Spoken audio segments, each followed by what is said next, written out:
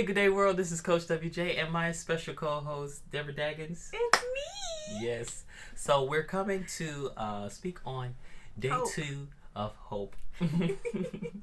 And before we get into today's topic of hope, we are going to redefine hope. Hope is a feeling towards an expectation of a desired outcome. In other words, wishful thinking. Oh, I hope I could get The job. or I hope I can win the lottery. Those are wishful thinking statements of hope. But the biblical statement of hope is a confident expectation of what God has promised and its strength in His faithfulness. That's good. So it's confidence in what He said He's going to do, which is surety, because if He said He's going to do it, then He's going to do it. So today, regarding hope, we're going to speak about cultivated. You want to speak on that just to introduce? On our last video, we talked about hope acknowledged. And right now, it's so important to acknowledge your hope because of everything that's on the news, on social media.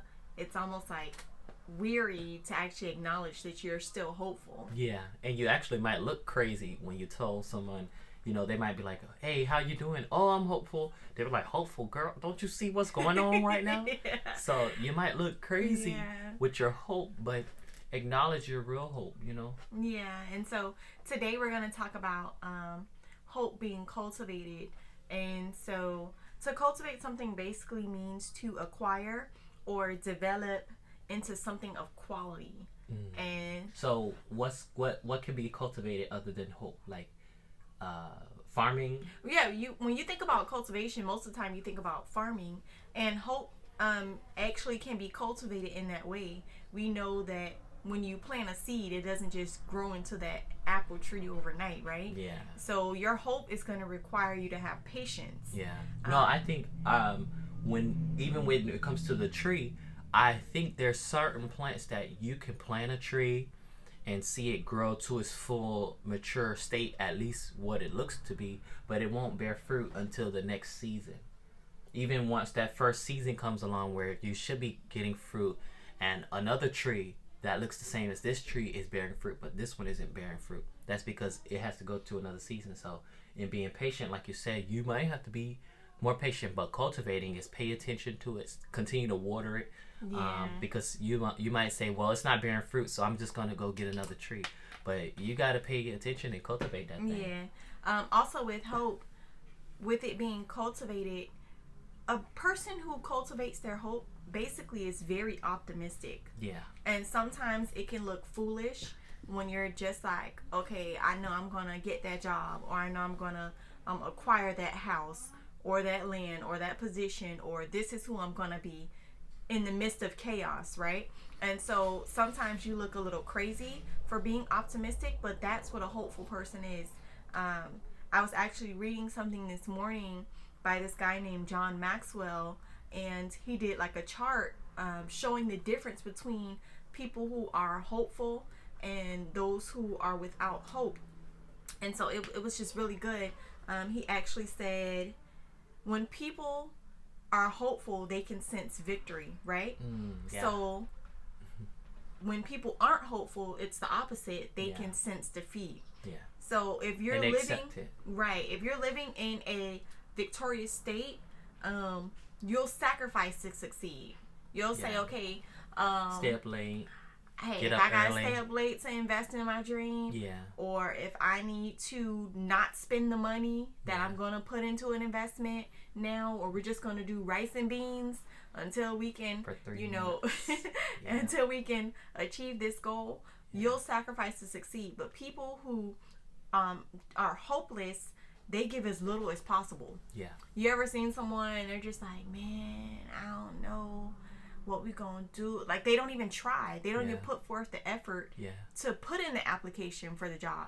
I'm not even gonna get it. Yeah, I have a computer, but I'm not gonna apply. Yeah, I'm not even gonna try, man. And and they're almost draining. You ever dealt with someone who's like hopeless, and you're trying to pour into them, encourage them, and they're just like, man, no, that's not gonna work. I tried that already. You've been on the phone like 3 hours. Yeah. And no, you get off I the tried phone that already. so drained. Yeah. And it's exhausting because that person is literally overwhelmed. Yeah. Also, when you're hopeful, it says that you look for ways to win, right? So you don't settle. Yeah. Okay, this is the situation. I told my husband that we're professional adjusters. Yeah. We have adjusted in the short amount of time that we've been married. We have adjusted so many times. Yeah. Even during this pandemic, having to adjust Again. And most of you guys have adjusted a lot since January 1st. That's true. So it says that people who are hopeless also look for excuses. Hopeless, yeah. Yeah, they will look for excuses everywhere. It wasn't my fault. It just happened to me. So this is victim mentality. Yeah, this and is how the cookie it's crumbles. not saying that we don't acknowledge when things happen to you. Like, we do acknowledge right now the pandemic. We acknowledge it. We acknowledge what's going on, but it's not the end, right? It's not the end of the world. The buildings aren't falling down. Yeah. We're just remaining hopeful. Well, also regarding that, there's two ways to look at a situation. When you're living in your home and you may not have the rent money, there's two ways to look at that. You could speak about the fact that they're not evicting anyone right now. So you still have a roof over your head. Thank God. It could be 3 months before somebody could possibly evict you if they wanted to. But the fact is, you're not on the street. So being hopeful is being able to see the sense of victory in that situation. Yeah. We're not disregarding the fact that rent might be short, but the truth is you're alive and you have a roof over your head, and sometimes that's all you have is hope, and that's enough for the most part, especially if you're dealing with situations like that. And another thing, when someone is cultivating their hope, they also follow the plan. If you sat down and wrote a plan, when you're hopeless, you forsake it. You be like, man, forget it. I tried that already. It didn't work. I'm not doing it anymore. Yeah. But if you're someone that's growing your hope, you cultivate that plan. Yeah. Hey, okay, I lost my job. Yeah. I was supposed to be trying to save $1,000 by June. Yeah. Okay, now we're just gonna push the date back. We're not leaving the plan, Right. but we're saying, okay, by December, I should have $1,000 in my savings. Yeah. And so you don't let go of the plan. Exactly. You will Or the adjust. goal. Or the goal. You'll just adjust to still get to that end game. Yeah, and that's cultivating hope. Also, I usually speak about from my previous business. I used to be a mechanic. I still am a mechanic, but that's not what I do for the most part. But there are certain times when you would try to put a part into place and it won't fit. So maybe you got to flip it to the side or flip it upside down, or truth be told, you might have to shave off a little metal to make sure it fits. You're not going to force it in there, but if that's the right part for that car and it's supposed to fit right there, then you can shave it off a little bit just to, maybe it was made wrong. So in saying that, we're not trying to force things, but that belongs there, and your hope belongs there, your future belongs there, your saving account belongs there. So it has to work. If it's not fitting right now, or something's happening where it's not working right now, then maybe it's just not for right now, but that doesn't mean it's not forever. So that's keeping hope, and you have to cultivate that thing. Because that surety, it goes back to the surety that God is giving you. If He said it's supposed to happen, then that thing is supposed to happen. So it doesn't matter how many times you have to flip it. And I really have to tell you, I know I said I could flip it this way.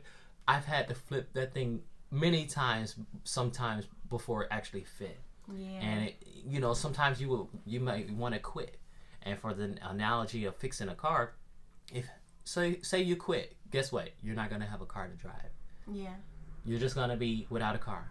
And then even further along on that analogy, 4 months later, you still have that car sitting in your driveway. It has so much potential. Right. And all it needed was an alternator. But just because you couldn't fit it in the first, second, or third time, you gave quit, up. Yeah. and you got a great engine, and you go outside every 2 weeks and you wipe the inside off, you clean the leather seats, and you play with the radio and the windows go up and down, but you can't drive it. Yeah, something else I noticed that's a huge factor to me about like who I choose to let into my life, just because right now at the age that I am, 30 is still pretty young, but just it's important to have positive people around you, and people who are cultivating themselves or are very hopeful, they help other people on their team. Yeah. And you can see the difference when someone has lost hope.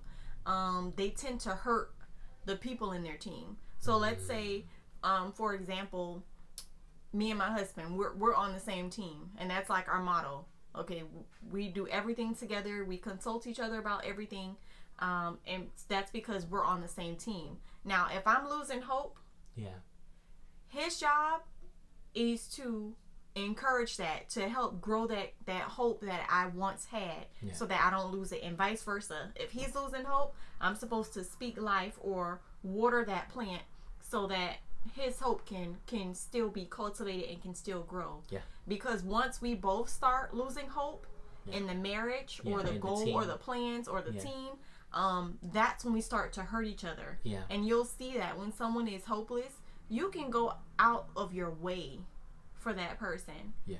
And they will still find a way to hurt you. Yeah. You can go and get them that job. Guess what? They're going to lose it and mess up your name, and you're going to be mad. Wow. Because they're hopeless. Yeah. You know? And so that's one of the traits that you can kind of tell if someone is actually being proactive in growing their hope. Yeah. Is they're always a team player. Yeah. They're always rooting for you. They're like, hey, okay, you lost your job, but you're going to get another one. Yeah. Or back to yourself. You know, are you rooting for yourself, or are you self-sabotaging? That's good.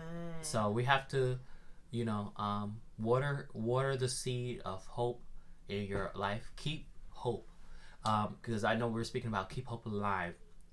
In a sense, it's a cliche, but it's real. You have to keep it alive with not just wishful thinking, but with the facts of life. Just remember to always allow yourself to celebrate small victories. Yeah. That's a part of cultivating your hope. Yeah.